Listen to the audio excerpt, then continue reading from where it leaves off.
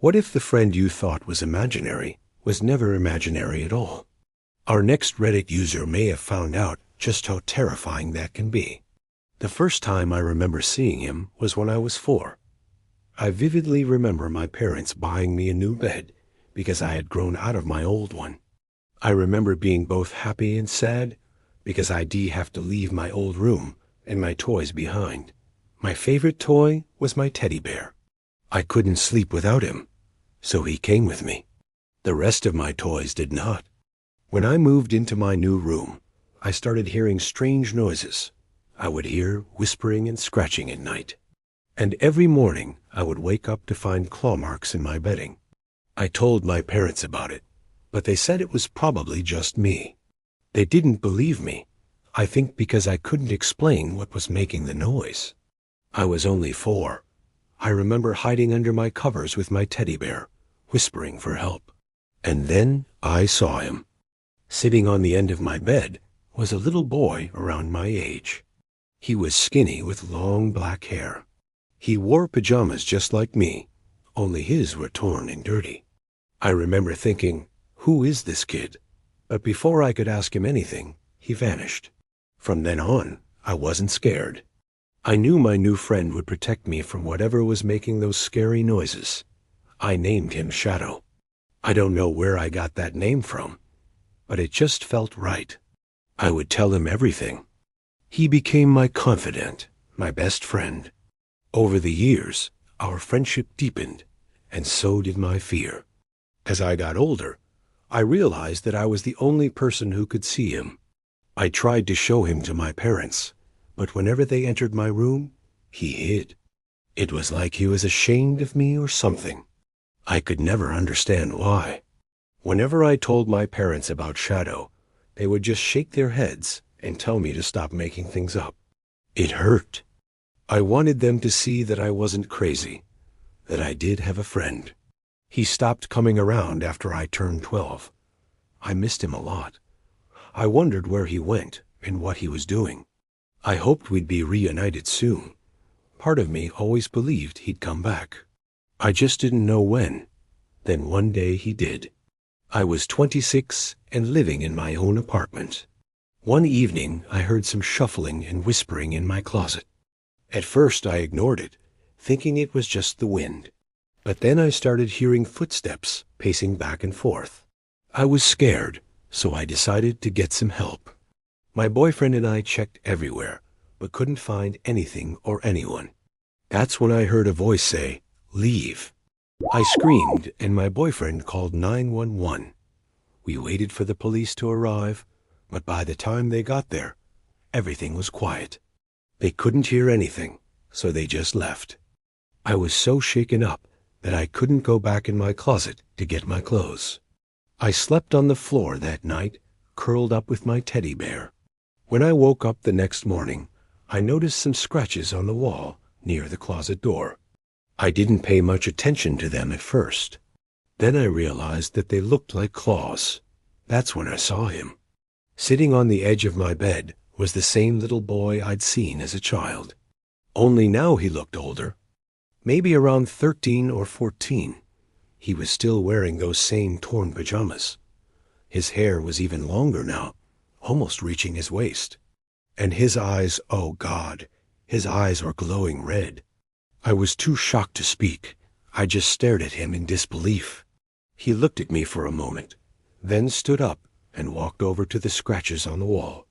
With each step he took, more clawed marks appeared. He reached out and touched the wall, causing even more scratches. Then he turned to me and smiled. It was the most beautiful smile I'd ever seen. "Shadow," I whispered. I couldn't believe it. My imaginary friend was real. He was really here. "You called for help yesterday?" he asked. His voice sounded like nails on a chalkboard. It sent shivers down my spine. "Yeah," I said, trying to sound brave.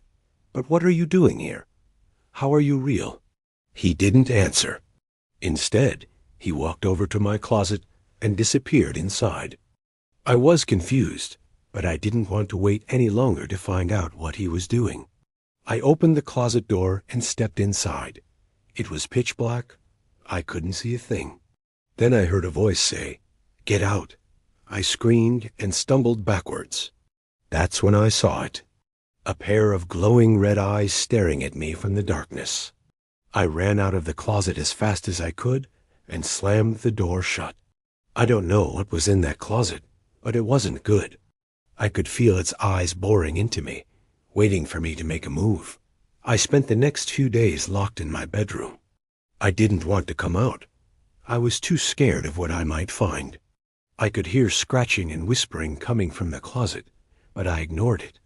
Then one night I heard footsteps. They sounded like shadows. I knew he was coming back. I sat on the edge of my bed and waited. He appeared in the doorway, looking the same as before. Only now he was holding a knife. He walked over to me and smiled. It was a wide, toothy grin that made me sick to my stomach. "Why are you here?" I asked. My voice was shaking. "I'm here to take you away," he said. "Take me away where?" "Somewhere better," he replied. I backed away from him, but he kept advancing. He wouldn't stop smiling. It was like he was enjoying my fear. "No, please, Shadow," I begged. "Don't do this." "Oh, but I want to," he hissed. That's when I knew I was in trouble.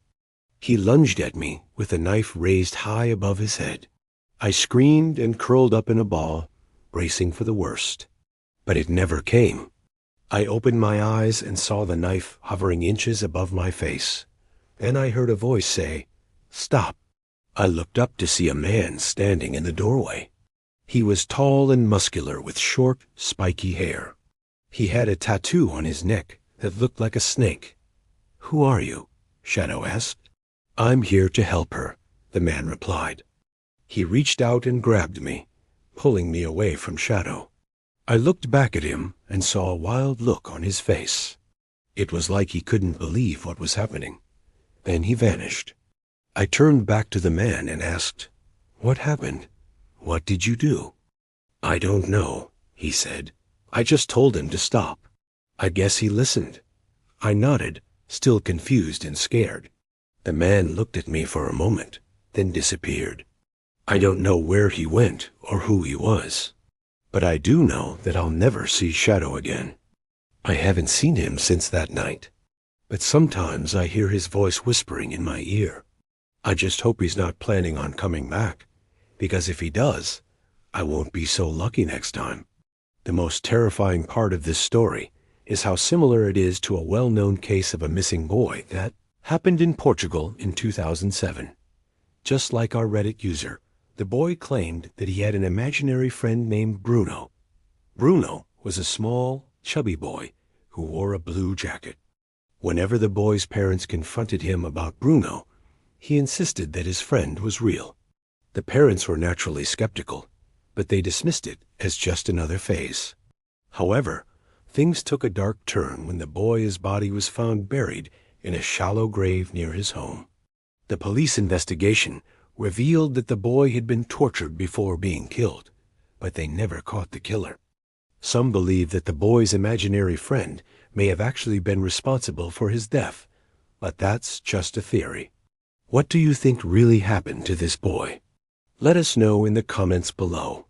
And if you liked this video, be sure to check out more just like it.